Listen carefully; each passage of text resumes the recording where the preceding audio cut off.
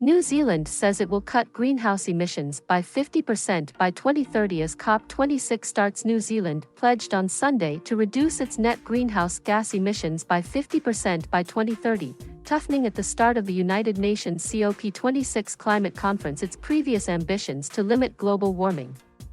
Leaders of the 20 richest countries are expected to acknowledge the existential threat of climate change and take steps to limit global warming at the COP26 summit starting on Sunday in Glasgow, Scotland.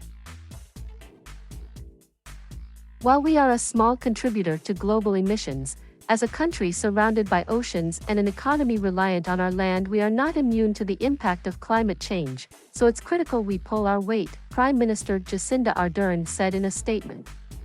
Ardern and Climate Change Minister James Shaw said in their joint statement that the previous target was not consistent with global efforts to limit global warming to 1.5 Celsius above pre-industrial levels.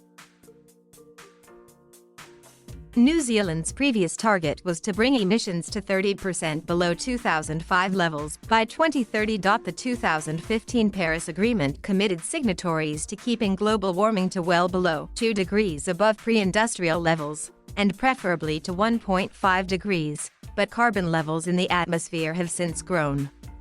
This decade is make or break for the planet, Shaw said in the statement. To stand a chance of limiting global warming to 1.5 Celsius, the science shows we now have about 8 years left to almost have global greenhouse gas emissions.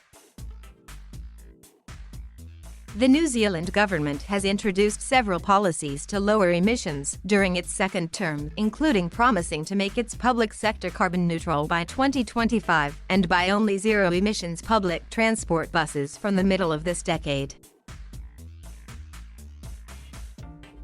Thank you for watching. Please subscribe.